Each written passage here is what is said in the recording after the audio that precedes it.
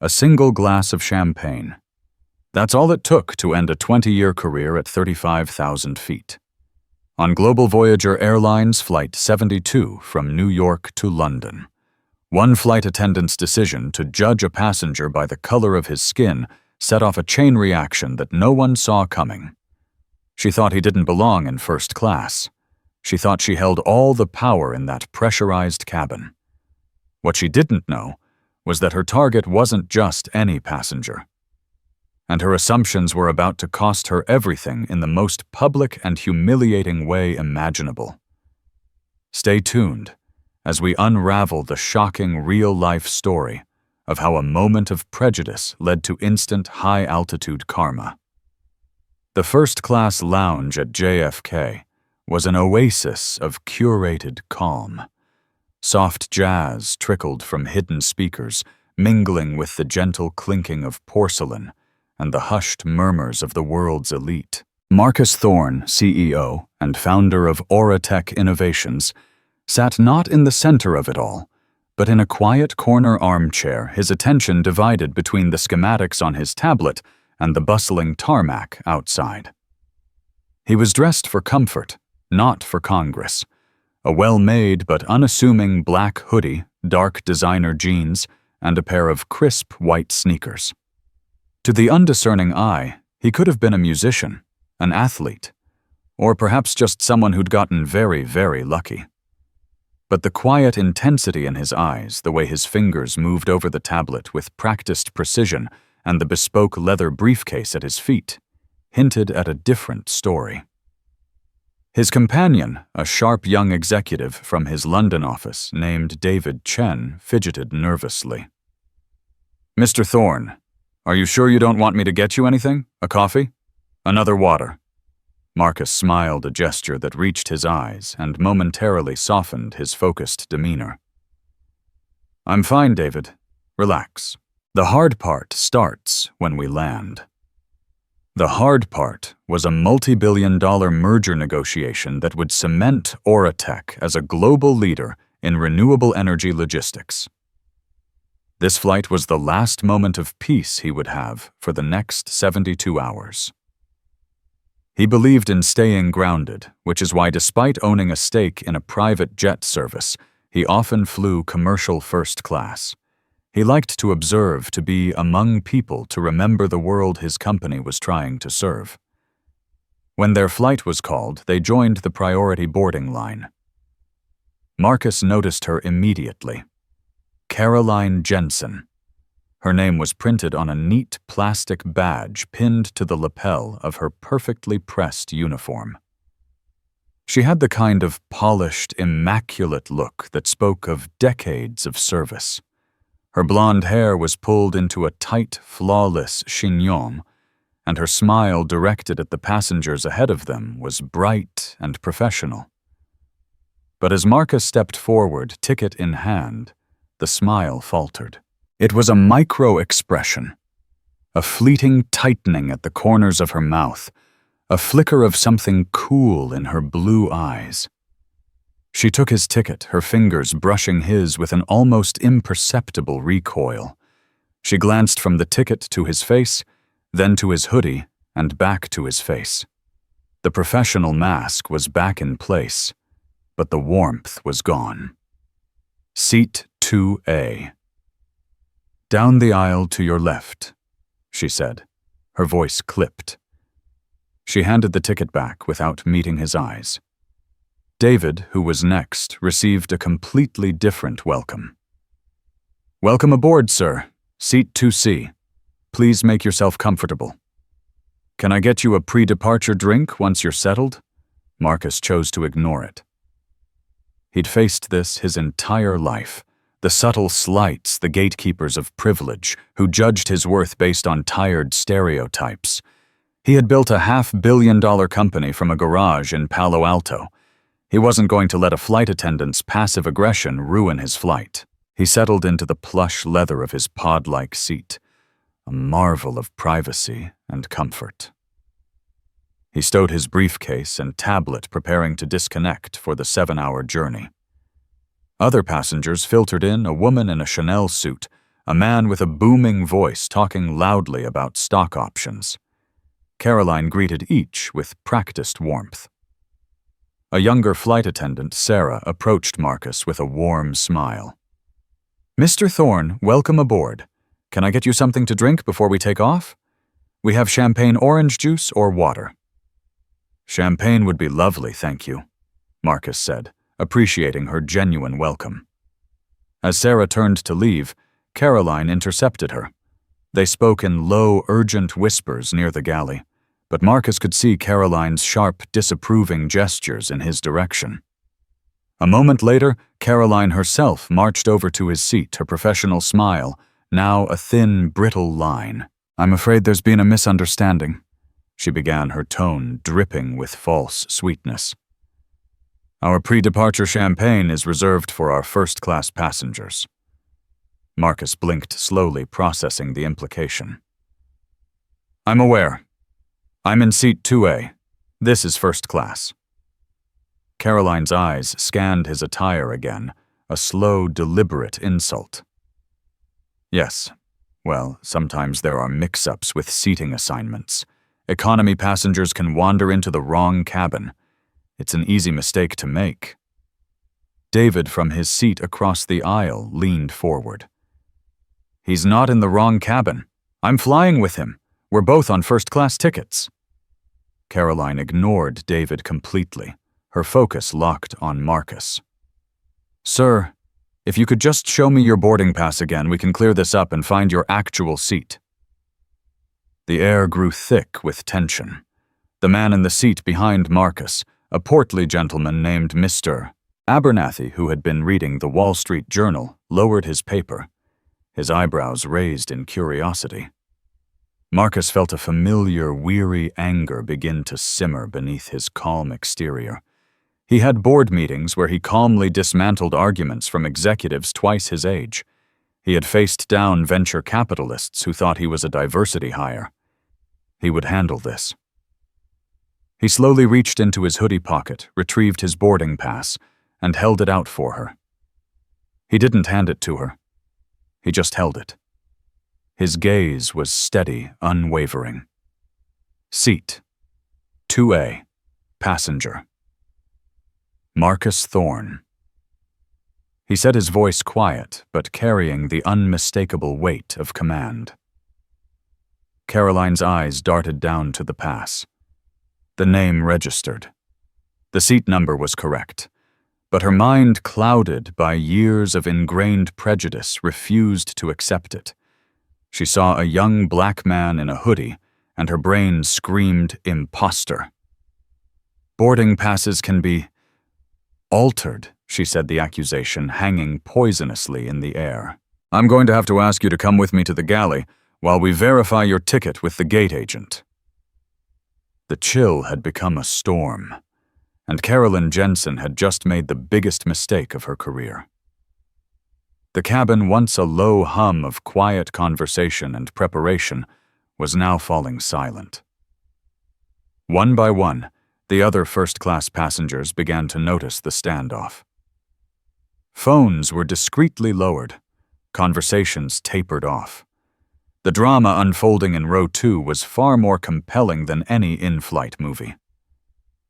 Marcus let out a slow, deliberate breath. He could have created a scene. He could have raised his voice, demanded to see her superior, and played the part of the outraged victim she clearly expected him to be. But that wasn't his style. His power didn't come from volume. It came from precision. "Let me be perfectly clear," Marcus said, his voice still low, but now edged with steel. "I will not be moving from this seat. This is my seat, which I paid for. I have presented my boarding pass. If you have an issue with its validity, I suggest you use your onboard system to verify it with the passenger manifest. Do it now." His directness seemed to stun Caroline for a second. She had expected him to be flustered, perhaps even aggressive, giving her the justification she needed to call for security. His calm, unshakable authority was something her prejudiced worldview couldn't process. She scoffed a short, ugly sound. "The system can take time. It's far easier if you just cooperate, sir." The "sir" was an insult, a weaponized piece of politeness. "We can't delay the flight for one passenger's discrepancy." David Chen could no longer stay silent. "This is outrageous. He's the CEO of my company. We're flying to London to close the biggest deal in our history. What is wrong with you?" Caroline turned her venom on David.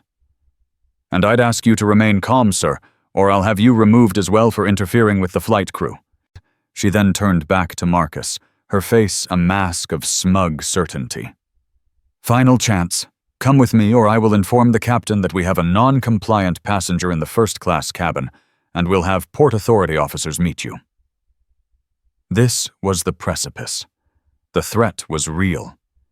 Being removed from a flight, especially under such a pretense, would be a humiliating and logistical nightmare. The deal in London could be jeopardized. It was at this moment that the lead flight attendant, the purser, arrived.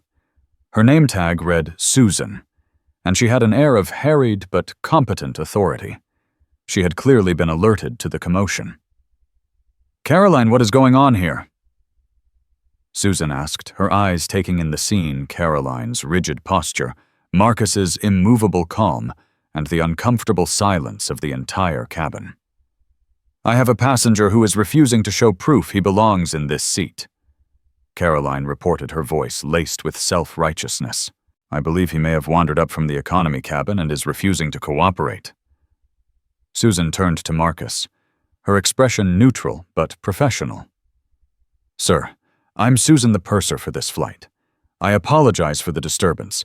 Is there a problem with your seat?" "There's no problem with my seat," Marcus replied, his gaze shifting to Susan.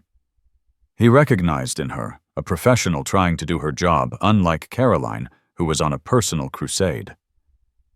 "There is, however, a problem with your colleague who has accused me of being a fraud and has threatened to have me removed from the flight, all because she doesn't like the way I'm dressed." Susan's eyes widened slightly. She shot a sharp look at Caroline. "Did you verify his boarding pass?" "He showed me something, but you didn't believe it," Marcus finished for her, his voice flat. He held the boarding pass out for Susan. "Here. My name is Marcus Thorne. Seat 2A. You can check your manifest." Susan took the pass, her professionalism a stark contrast to Caroline's earlier behavior. She pulled a small device from her pocket, scanned the barcode, and looked at the screen. Her shoulders sagged with a mixture of relief and embarrassment. She handed it back to Marcus with a deeply apologetic look. "Mr. Thorne, my sincerest apologies. Your ticket is perfectly valid. You are, of course, in the correct seat. I am so sorry for this misunderstanding." She turned to Caroline, and her voice dropped an octave, losing all its customer-facing warmth. "Caroline. Galley. Now." Caroline's face flushed a blotchy, angry red. She had been publicly undermined. Her authority, which she guarded so jealously, had been stripped away in front of the entire cabin. She shot Marcus a look of pure loathing.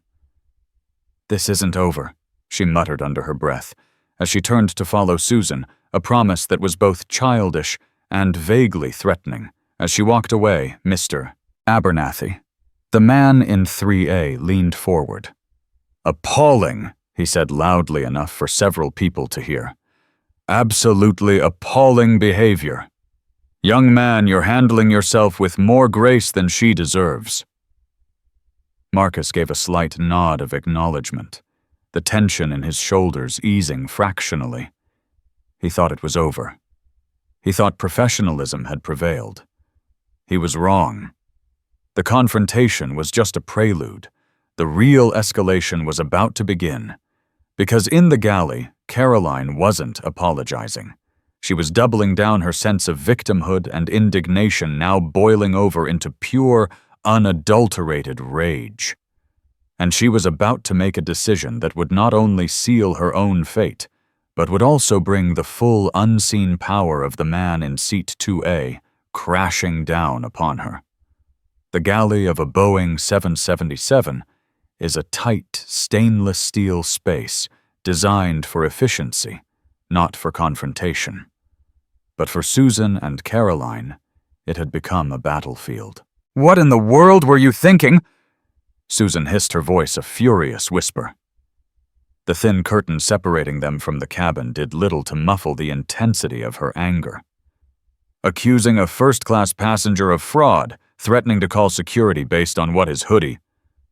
Caroline stood rigid, her arms crossed defensively. All the years of smiling at rude passengers, of cleaning up after inconsiderate travelers, of feeling underappreciated and overstressed, coalesced into a single point of defiant rage. In her mind, Marcus Thorne was the embodiment of everything she resented. "You didn't see him, Susan," she retorted, her voice shaking with emotion.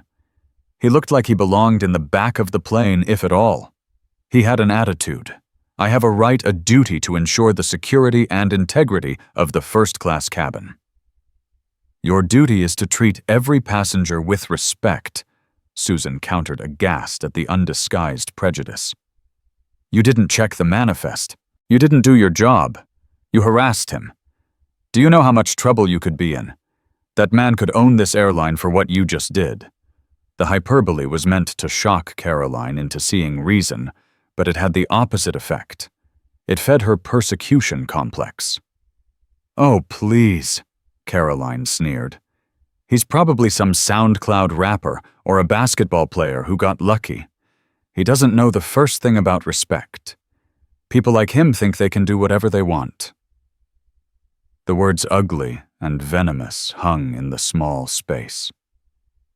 Susan stared at her, her expression a mixture of disbelief and disgust. This wasn't just a misunderstanding.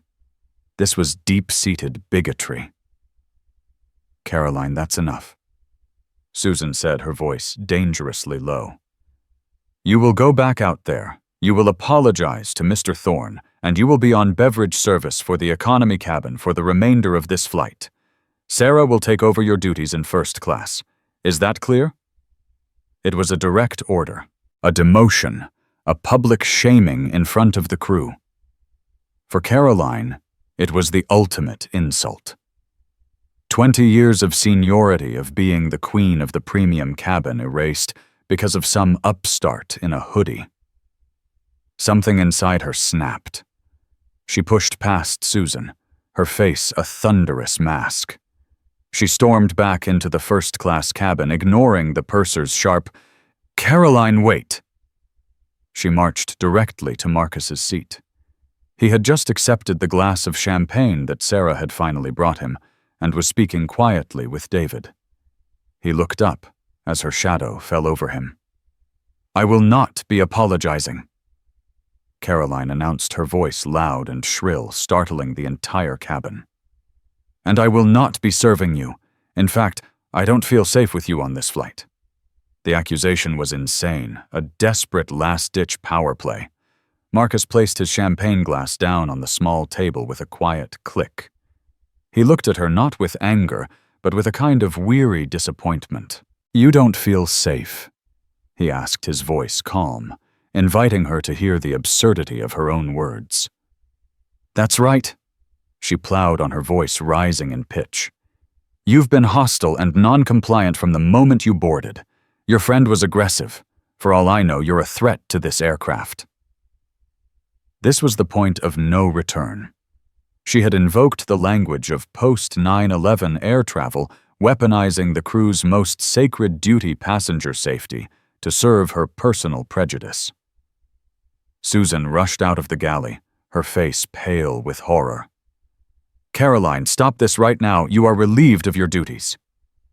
But Caroline was beyond listening. She was performing now, playing to an imaginary audience that would surely see things her way.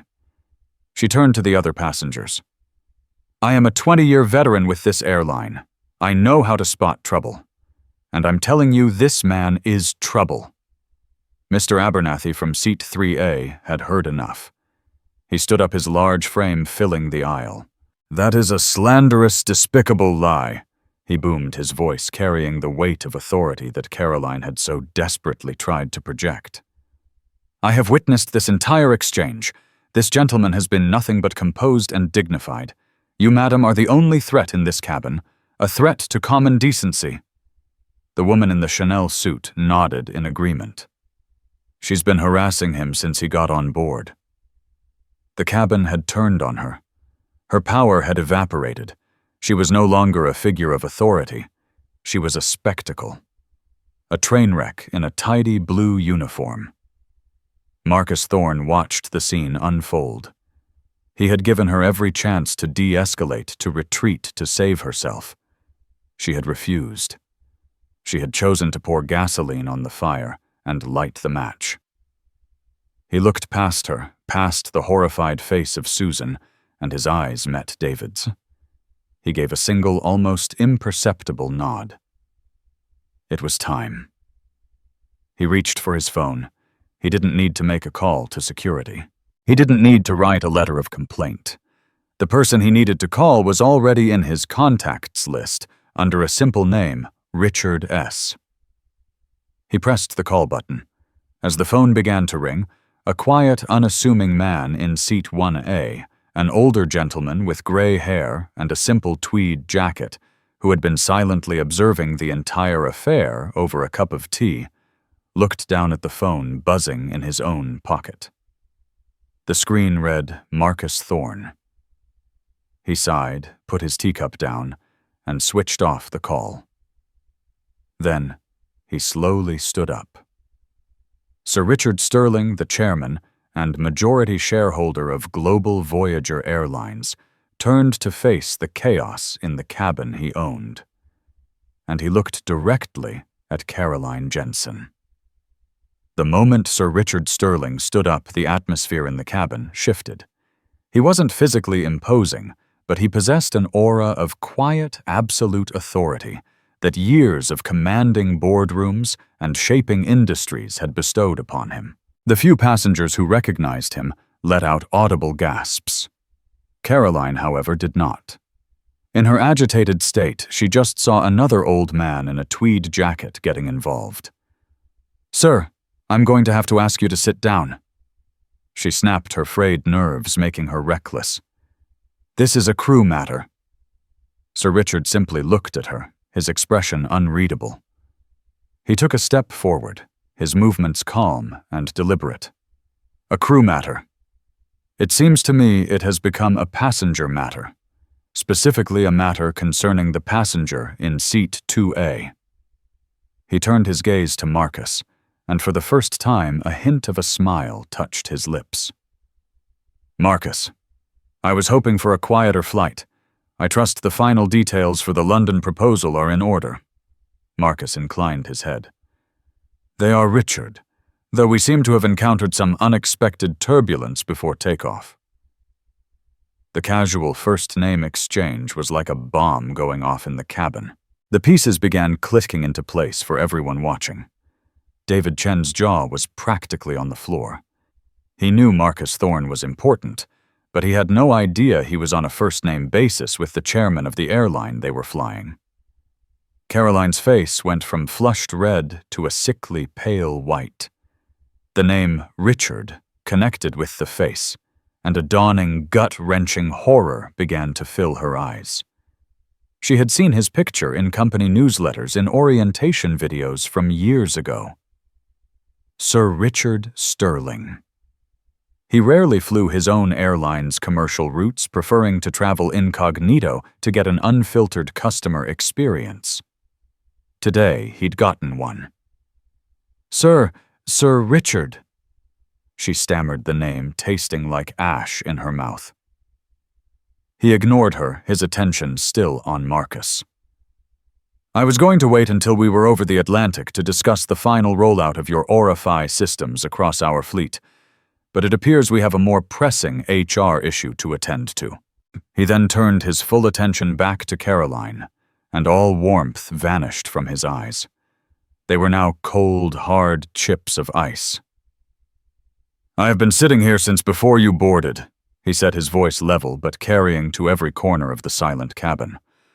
I saw you give Mr. Thorne a welcome that was, shall we say, less than enthusiastic. I listened as you questioned his right to be here.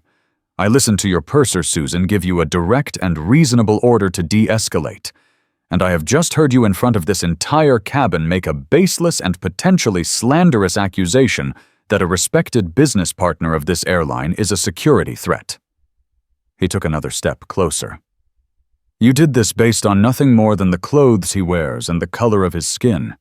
You have not acted as a representative of Global Voyager Airlines. You have acted as a purveyor of your own ugly prejudices, and you have done so on my aircraft, endangering a multi-billion-dollar partnership in the process. Caroline began to tremble, her carefully constructed world crumbling around her. I thought I was just following procedure. Procedure? Sir Richard's voice cut through her pathetic excuse. Show me the procedure for humiliating a passenger. Show me the procedure for blatant discrimination. Show me the procedure for insubordination to your superior. He paused, letting the weight of his words sink in. What is your name and employee number? Tears were now welling in her eyes. Caroline Jensen, employee number 74B31. The number came out as a choked whisper. Sir Richard didn't flinch. He spoke with the cold, detached finality of a judge passing sentence. Caroline Jensen, employee number 74B31. Your 20-year career with this airline has just ended. You are fired. Effective immediately. A collective gasp went through the cabin. An on-the-spot firing mid-boarding was unheard of. You can't do that, she whispered, her mind unable to grasp the reality of it. I can, and I have, he stated. Susan, he said, turning to the stunned purser. Please escort Ms. Jensen off my aircraft. Have the ground crew meet her.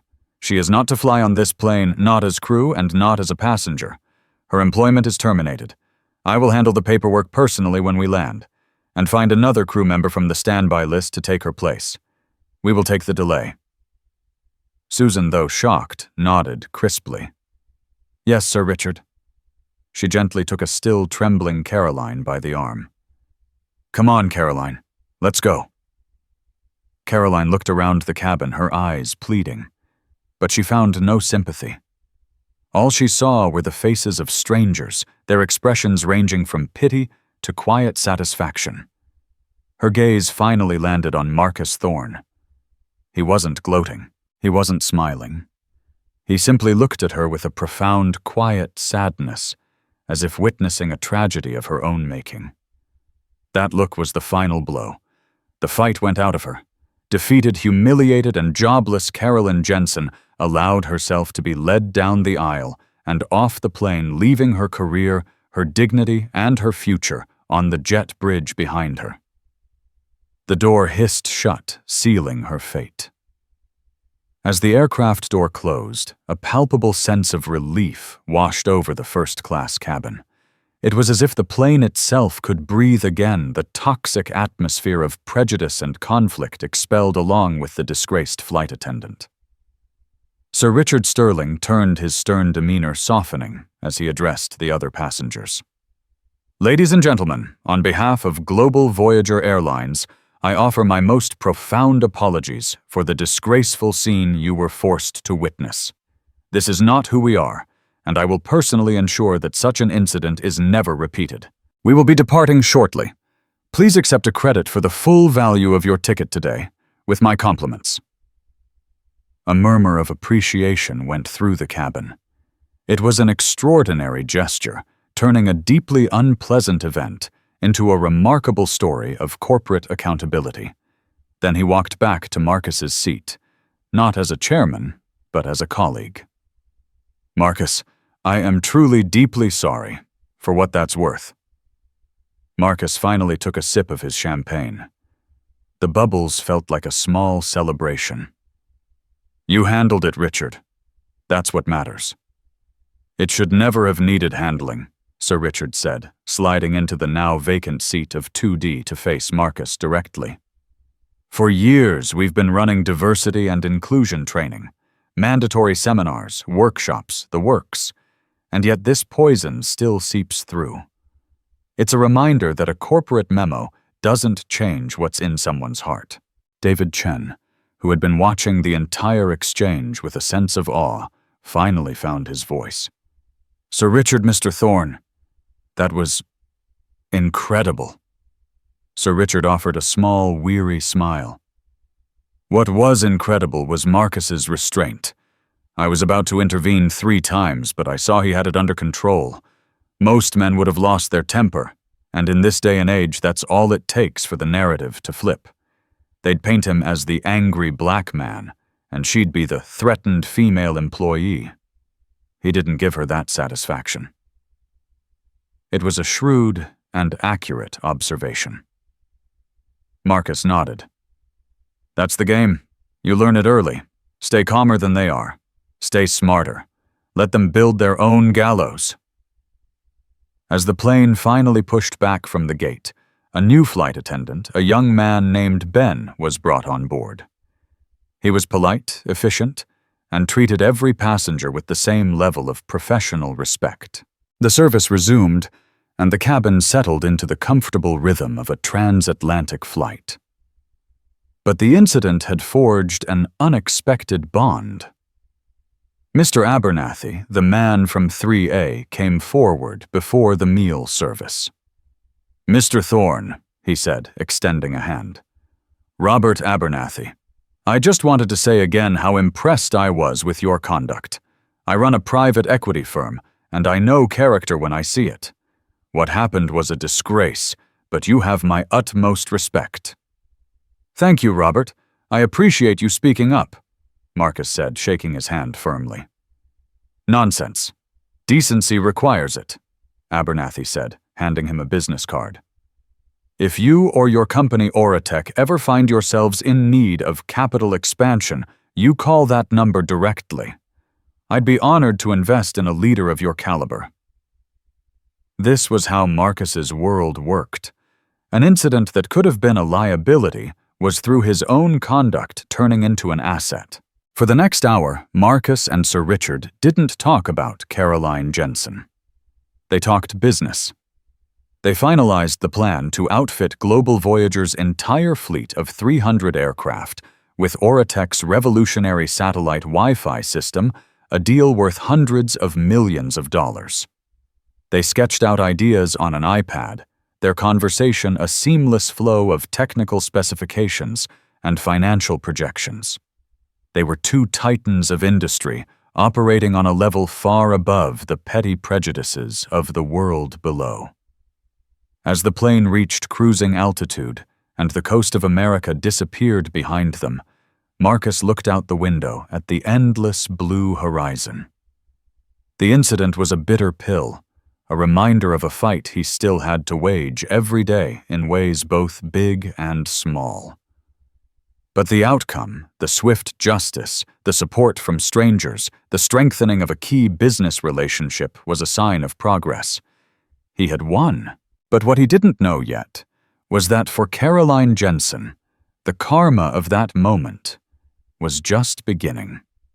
Her firing at 35,000 feet wasn't the end of her story. It was just the beginning of a long, hard fall back to Earth. Caroline Jensen's fall was not a sudden impact, but a slow, grinding descent into a new reality she was utterly unprepared for. Escorted off the plane by a stony-faced ground manager, she was met not with sympathy, but with cold corporate procedure. She was handed a box to clear out her locker. Her airline ID was deactivated before she even reached the employee parking lot, and she was informed that a final paycheck and severance details, if any, would be mailed to her. Her first act was one of denial. The next morning, she called a high-profile employment lawyer, convinced she had a slam-dunk case for wrongful termination. "It's a he-said, she-said situation," she insisted over the phone, pacing her tidy suburban living room. "He was aggressive, and I felt threatened. They can't fire me for following my instincts and prioritizing safety." The lawyer, A man named Alan Driscoll listened patiently. Ms. Jensen, who was the he in this situation, some passenger. Marcus Thorne. There was a pause on the other end of the line. Marcus Thorne, as in the CEO of Auratech Innovations? I guess so. Does it matter? Caroline asked, annoyed. Yes, the lawyer said flatly. It matters a great deal. It also matters that according to the preliminary report, I was able to access the entire incident was witnessed by the entire first-class cabin, including 2 prominent businessmen, and I can hardly believe this is correct. Sir Richard Sterling, the chairman of the airline. Caroline's bravado crumbled. He wasn't supposed to be there.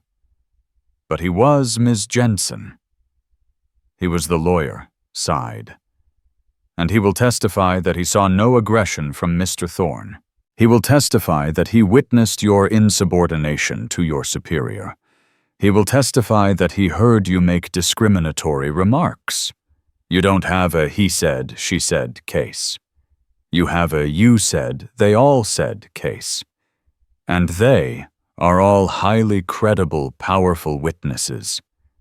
There is no lawsuit here. I'm sorry. The click of the lawyer's phone hanging up was the second loudest sound she'd heard in 24 hours, the first being the hiss of the aircraft door closing on her career. Within a week, the story leaked. A passenger thrilled by the in-flight drama had written a detailed post on a popular travel forum. It was picked up by a blogger, then a tabloid, and then mainstream news. The headline was brutal.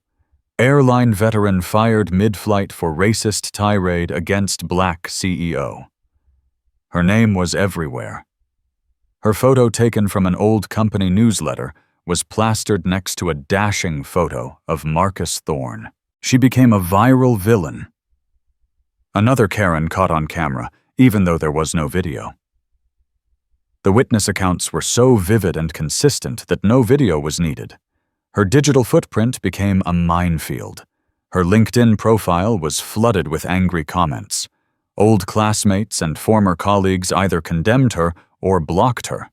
The friends she'd had from work, who initially offered hesitant sympathy, ghosted her. Once the full story, including her racist remarks in the galley, came out through the airline's internal investigation. They couldn't afford to be associated with her.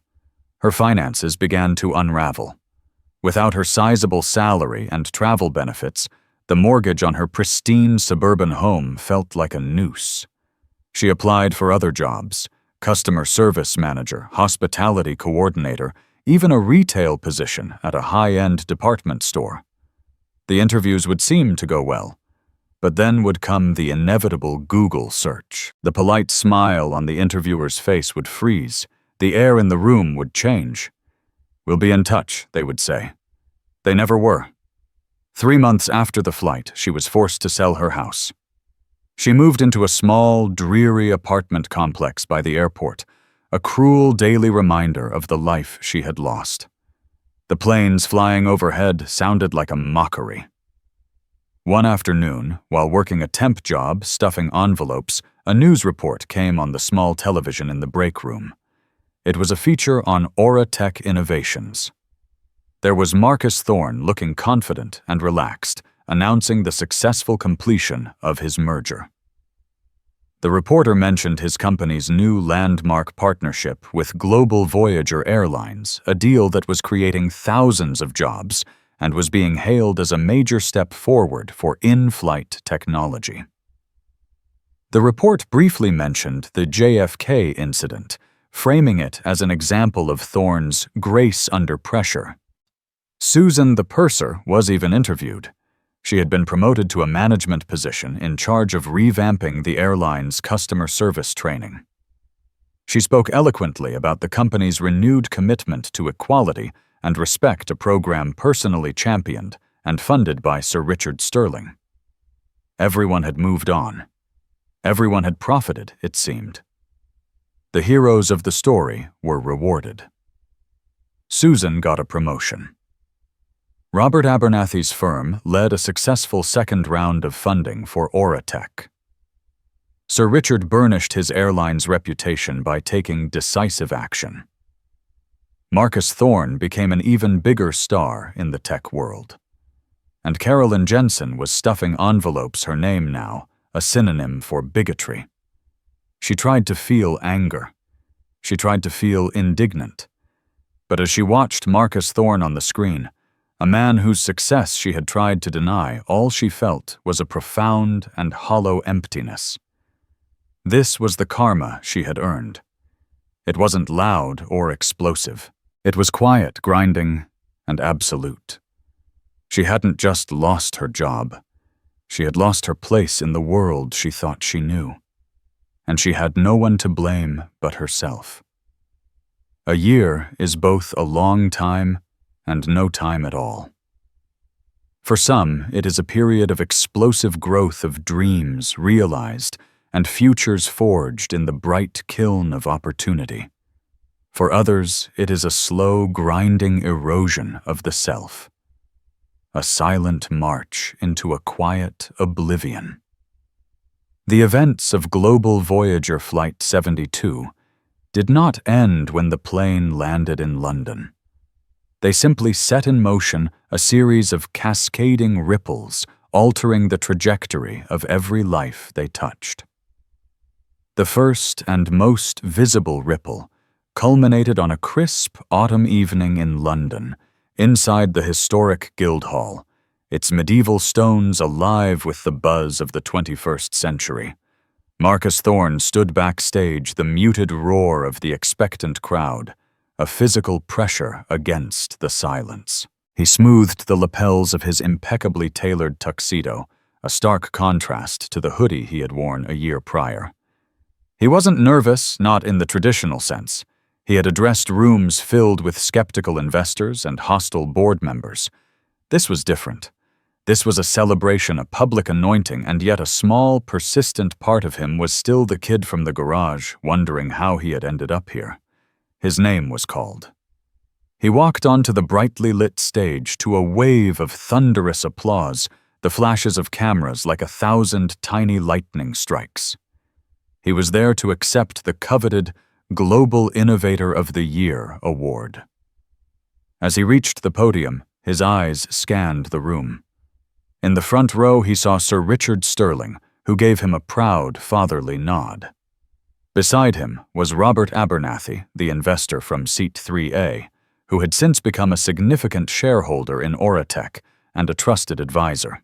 And a few seats down was David Chen, no longer a nervous junior executive, but the newly appointed Vice President of European Operations for Auratech, his face beaming with pride. They were a tableau of the alliances forged in the crucible of that flight. Marcus began his speech, his voice calm and resonant, filling the cavernous hall. He spoke of the future of technology, of a world more interconnected than ever. But then his tone shifted, becoming more personal, more philosophical. "Technology is a magnificent tool," he said, leaning slightly into the microphone. "It can bridge oceans and collapse distances. It allows a child in Mumbai to learn from a professor at MIT. It allows a farmer in Kenya to check market prices in an instant. We, in this room, are the architects of that connection. But we must never forget that technology is only as good as the humanity that wields it. It can be used to build bridges, or it can be used to build taller, more insidious walls." He paused, letting the weight of the statement settle. A little over a year ago, on a journey to this very city to begin the work that led to this award, I was given a stark reminder of this. I was reminded that there are still gatekeepers in this world, people who will look at you and, based on the flimsiest of prejudices, decide that you do not belong.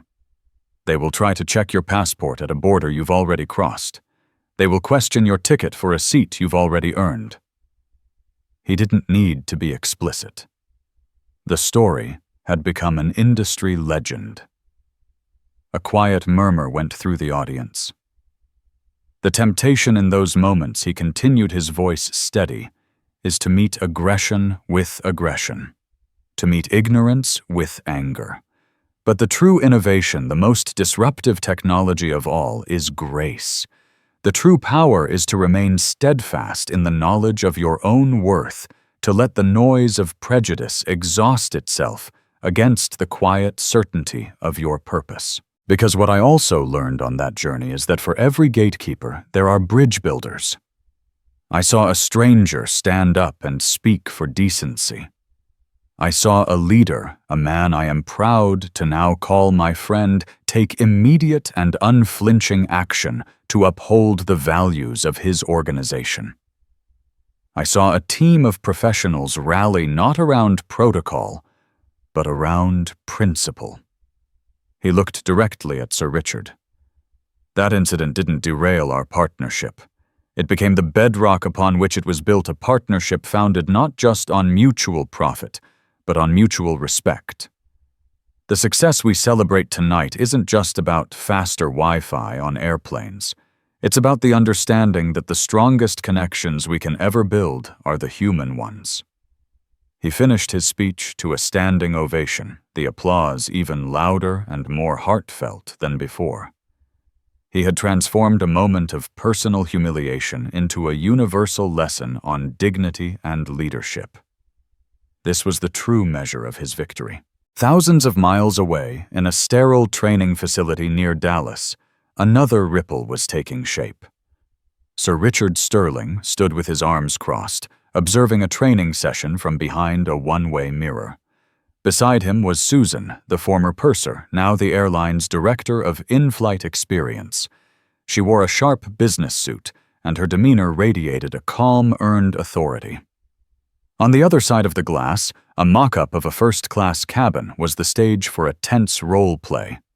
A young, confident trainee in a crisp uniform was facing a difficult passenger, an actor dressed in torn jeans and a loud band t-shirt, who was being deliberately belligerent.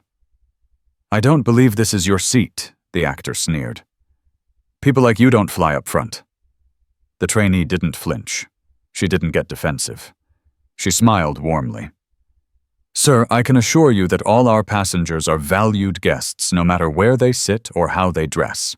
Could I just see your boarding pass on my device here to confirm your seat number? Sometimes the gate system has a last-minute shuffle. It'll only take a moment." Her tone was helpful, not accusatory. She was de-escalating, offering a face-saving explanation for a potential error.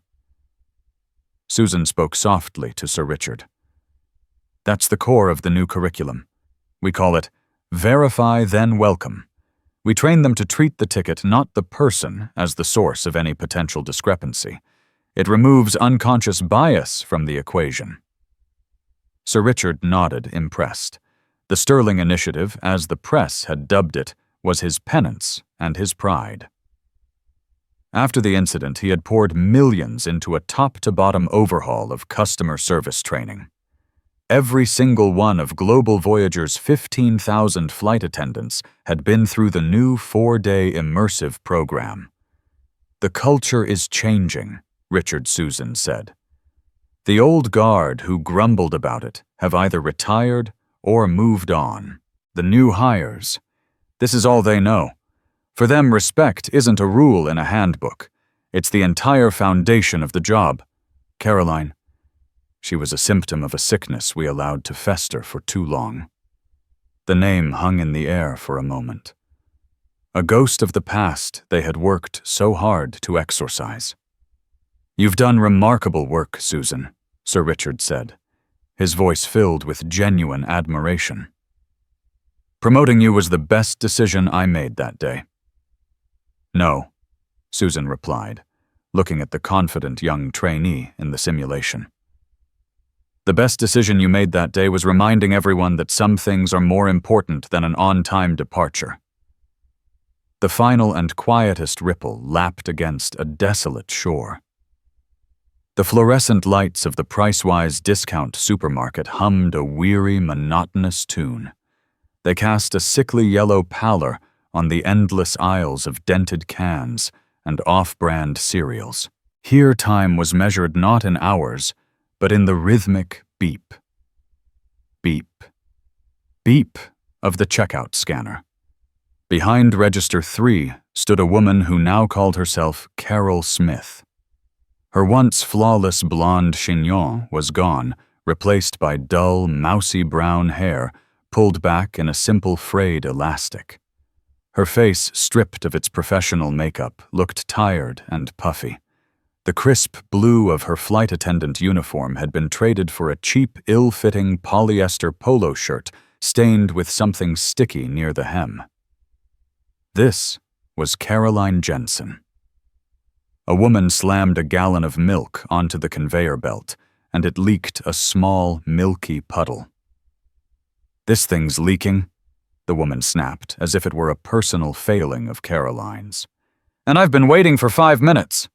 Are you new here or just slow a year ago?" A comment like that would have been met with a glacially polite smile and a retort so subtly sharp the customer wouldn't feel the cut until they walked away. Now Caroline just grabbed a wad of paper towels. "Sorry about that, ma'am," she mumbled, her eyes fixed on the puddle. "I'll take that one off your bill." She finished the transaction, her movements robotic, her spirit numb.